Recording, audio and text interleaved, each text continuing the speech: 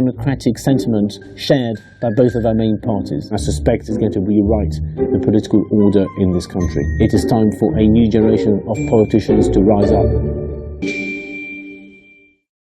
I'm Alasdair Heath, and I'm responding to some of the superb reader comments on my latest article on the great Afghan data leak cover-up. The first question comes from Michael Stopford. Can we trust any government to be honest with the general public? The answer is no. They are all liars who would not know the truth if it stared them in the face. I cannot remember in my whole 25 years in journalism anything quite like this. This is a scandal for all scandals, where everything meets up.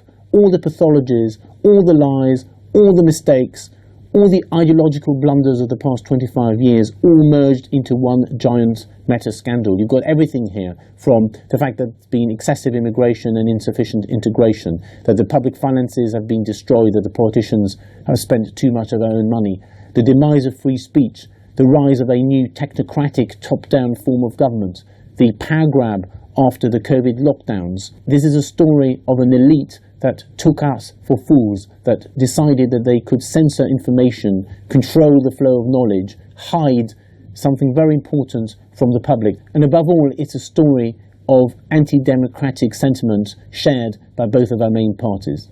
Next question is from John Doe. I don't agree they should be allowed to move here, Alasdair. Pay to resettle them in a stable Islamic country nearby. Well, the question here, of course, is which stable Islamic country? There aren't many.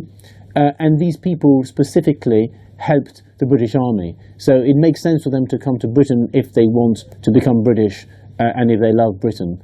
And I think a lot of them do. British soldiers who served in Afghanistan are very, very complimentary towards those Afghans who fought beside them, those Afghans who were their translators or their bodyguards.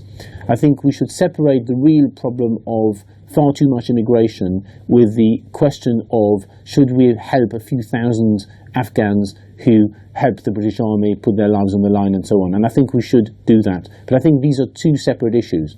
The next question is from John Benning. A hard-hitting article, but what suggestions do you have as to how matters can be reversed? Parliament is totally inept and merely harbours the perpetrators of our national decline. Well, I think if you get bad politicians, you should try and remove them when a general election comes along. I think this scandal demonstrates one important point, which was that both the Conservative Party and the Labour Party took part in a disastrous and extremely large cover-up. Astonishingly, they were literally bringing immigrants here without telling anybody. There was a massive catastrophic data loss. The MOD is extremely badly managed.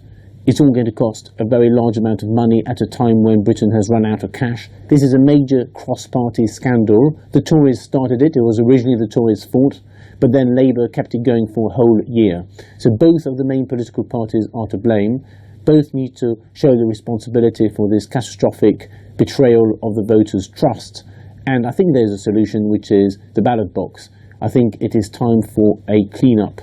It is time for a new generation of politicians to rise up and to replace the broken old bunch. The next question is from Thomas Craig. So if the old order died, are you backing reform?